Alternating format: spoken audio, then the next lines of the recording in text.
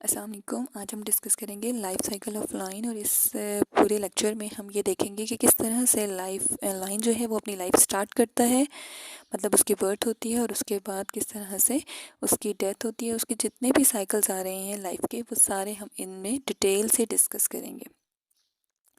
तो अगर हम लाइफ साइकिल ऑफ लाइन की बात करें तो उसमें सबसे पहले हम बात करेंगे उसके इंट्रोडक्शन की। अगर बात करें इंट्रोडक्शन की तो लायंस जो हैं वो कैट्स की फैमिली से बिलोंग करते हैं और ग्रुप ऑफ लायंस को प्राइड कहा जाता है। अगर हम प्राइड को देखें तो एक प्राइड के अंदर 3 मेल्स आते हैं, मैक्सिमम 3 मेल्स होंगे, 12 या इससे ज़्यादा फीमेल्स होंगी और उनके यंग वंस होंगे। और जो फीमेल्स होती हैं, जो यंग वंस होते हैं, वो थोड़े जब सेक्सुअली मैच्योर होते हैं तो वो अपना इनिशियल प्राइड को छोड़ के न्यू प्राइड बना लेते हैं जो किसी और मेल के अंडर होता है, और इस तरह से करके वो अपने लाइफ साइकिल को कंटिन्यू करते हैं।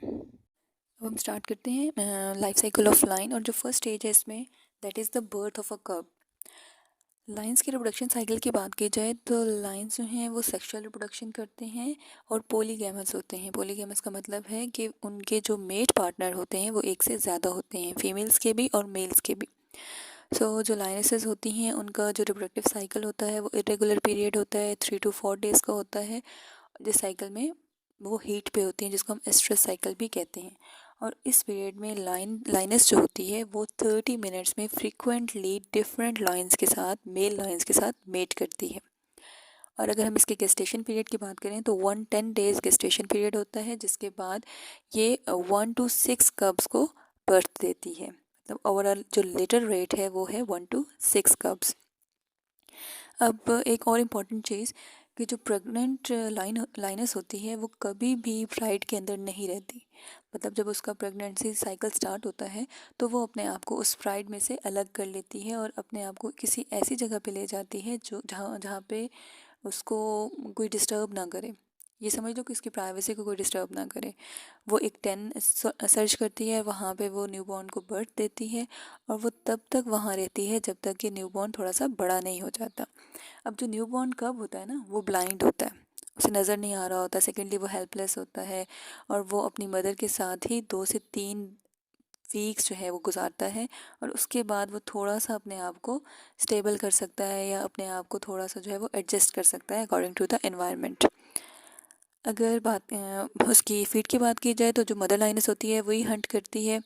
उसी दौरान जब वो न्यू डेन में अपने कप को रखा होता है उसने, तो उसी दौरान वो हंटिंग के लिए मूव करती है। और इस टाइम में अगर कप के वेट की बात की जाए तो 1.2 से 2.1 केजी तक इसका वेट राइज कर जाता है during the 2 to 3 days after birth.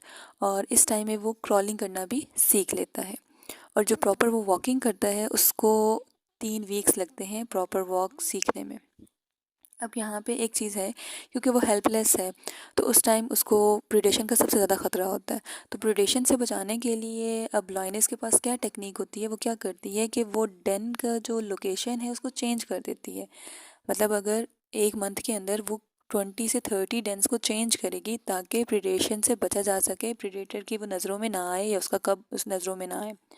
और अगर हम ओवरऑल हम इसकी बात करें ना मैटरनल केयर की, तो लाइनस के अंदर इतनी ख़ास मैटरनल केयर नहीं होती है। बहुत ज़्यादा मैटरनल केयर वो अपने कब को प्रोवाइड नहीं कर सकती। यही रीज़न है कि ज़्यादातर 2 ईयर से इससे कम एज में ही 80% डेथ हो जाती हैं कब्ज़ की। Second stage in the life cycle of lion is introduction to the pride. हम पहले बात करते हैं स्टेज 1 में क्या था कि लाइनस जो है वो अलग से जाके एक जगह पे अपना डेन खुद सर्च करती है और वहाँ पे ही बर्थ कर देती है अपने यंग वंस को। अब क्या होगा, जब वो कब 6 to 8 वीक्स के हो जाएंगे तो उनको वो दोबारा से जो अपना उसका ओरिजिनल प्राइड था वहाँ पे इंट्रोड्यूस करवाएगी। और ये वो स्टेज होती है जब जो कब्स होते हैं वो अभी किसी और के साथ फेमिलियर नहीं होते, वो बड़े शाय होते हैं उस टाइम पे। फिर वो आहिस्ता आहिस्ता जो है वो अपने और जो मेट्स होते हैं उनके साथ खेलना स्टार्ट करते हैं और लर्न करना स्टार्ट करते हैं, और थोड़ी सी उनकी जो शाइनेस होती है वो कम होती है। अब यहाँ पे एक चीज़ देखी गई है कि जो फीमेल होती हैं, लाइनेस होती हैं, वो ज़्यादा टॉलरेटेड होती हैं। मतलब वो जो कब्स होते हैं वो चाहे जिस भी लाइनेस के हैं तब सारी की सारी जो फीमेल्स होंगी वो उनको इक्वली लुक आफ्टर करेंगी। इवन यहाँ पे ये भी चीज़ देखी गई है कि जैसे कि अभी जो न्यूली बॉर्न कब्स होते हैं वो मिल्क फीडिंग करते हैं, तो चाहे कोई भी फीमेल हो वो इजीली उससे मिल्क ले सकते हैं। इस पे यहाँ पे ये डिस्क्रिमिनेशन नहीं होती है कि सिर्फ उनकी जो अपनी मदर है वो ही उनको फीडिंग करवा सकती है, बल्कि उस प्राइड के अंदर जितनी फीमेल्स हैं उनमें से कोई भी उनको ईज़िली फीड करवा सकती है। अब यहाँ पे एक चीज़ ये होती है कि जो कब्ज़ होते हैं वो प्राइड में जब आते हैं तो वो ज़्यादा उन पे रिस्क होता है प्रीडेशन का, ज़्यादा ख़तरा होता है कि वो उनकी डेथ हो जाएगी। उसका रीज़न क्या होता है? क्योंकि जब वो प्राइड्स की फॉर्म में है तो वहाँ पे अटैकर्स या प्रीडेटर्स ज़्यादा हैं एज़ कम्पेयर टू अलोन, तो वहाँ पे जो है वो उनकी डेथ चांसेस ज़्यादा होते हैं। अब ये जो स्टेज होती है ना उनकी लाइफ की, यहाँ पे वो मीट नहीं खा सकते, तो फिर वो मिल्क पे ही फीड कर रहे होते हैं। और क्योंकि हम बात कर रहे थे कि जितनी भी फीमेल्स होती हैं वो इक्वली सारे कब्स को फीड करवा सकती हैं, तो जितने भी कब्स ग्रो करेंगे वो इक्वल साइज़ में ग्रो करेंगे।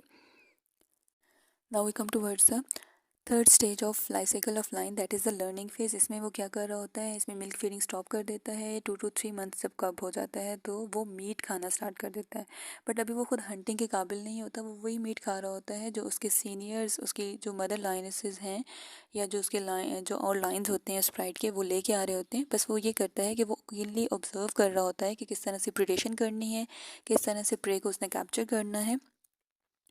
और ये वो टाइम होता है जिसमें वो सारे कस्टम्स को और हंटिंग टैक्टिक्स को इजीली अब्जॉर्ब कर रहा होता है, इजीली लर्न कर रहा होता है। और फिर जब वो 6 मंथ्स का हो चुका होता है तो लाइनेसेस जो होती हैं वो उसको हंटर्स ग्रुप में इंट्रोड्यूस करवाती हैं। हंटर ग्रुप्स वो ग्रुप है लाइन का जो हंटिंग करता है। अभी हंटर ग्रुप में वो ज्वाइन तो हो जाता है, बट स्टिल अभी वो अपनी मदर के ऊपर और अपने प्राइड के ऊपर डिपेंड कर रहा होता है सर्वाइवल के लिए। फिर जब वो 15 to 18 मंथ्स का होता है ना, तो यहाँ उसके पास दो चांसेस हैं कि या तो वो अपने ओरिजिनल प्राइड में ही रहे या वो अपना प्राइड चेंज कर ले। दो चांसेस हैं। कुछ फीमेल्स ऐसे करती हैं, जो फीमेल कब्स होती हैं, अब वो कब्स तो नहीं रही, वो फीमेल लाइनेस हो चुकी हैं, वो अपना प्राइड छोड़ देती हैं in the search of mate. कुछ जो मेल लाइन होते हैं वो क्या करते हैं, वो 18 मंथ्स के जब होते हैं तो वो या तो प्राइड को छोड़ देते हैं, न्यू प्राइड ज्वाइन कर लेते हैं, या फिर वो क्या करते हैं, वो उसी प्राइड के साथ 3 years तक रहते हैं और फिर उस प्राइड का चार्ज ले लेते हैं। किस तरह से लेते हैं? With the help of the fights. उनके दरमियान फाइट्स होती हैं। जो यंगर मेल्स हैं, जो एल्डर मेल्स हैं, उनके दरमियान फाइट्स होती हैं। उनमें से जो स्ट्रॉन्गेस्ट वन होता है वो प्राइड का डोमिनेंट मेल कहलाता है, और जो सारे होते हैं वो उसके रिसेसिव होते हैं। Stage 4 is forming a new pride. हमने बात की ना कि जब वो 3 years तक हो जाते हैं तो 3 years में वो सेक्सुअली मेच्योर हो चुके होते हैं। इस टाइम पे वो क्या करते हैं, दो उनके पास कंडीशंस होती हैं, या तो वो प्राइड से खुद को अलग कर लें, न्यू प्राइड बना लें, या जस्ट मेट की तलाश में वहाँ से निकल जाते हैं। या फिर वो क्या करते हैं, एट द एज ऑफ 3 वो उस प्राइड को खुद कंट्रोल करना चाह रहे होते हैं। मतलब उनके अंदर ये डिज़ायर होती है कि इस प्राइड का मेन जो डोमिनेंट मेल हो वो खुद हो। तो इसके लिए वो क्या करते हैं, उनके दरमियान फाइट्स होती हैं और फिर जो है वो उस प्राइड को वो हासिल कर लेते हैं। अगर वो प्राइड उनके अंदर अंडर आ जाता है तो सबसे पहला काम जो मेल लाइन करते हैं वो ये करते हैं कि जितने भी वहाँ पे प्रेजेंट हैं कब्स, उन सबको वो कर देंगे किल। उसका रीज़न क्या है? क्योंकि जो लाइन्स होते हैं ना, वो कभी भी स्टेप फादर बनना नहीं पसंद करते। वो कभी भी ये नहीं चाहेंगे कि जो कब्स हैं उनके अंदर किसी और मेल के जीन्स हों। वो यही चाहेंगे कि ज़्यादा से ज़्यादा उनके मेल जीन्स, उनके जो जीन्स हैं वही आगे ट्रांसफ़र हों।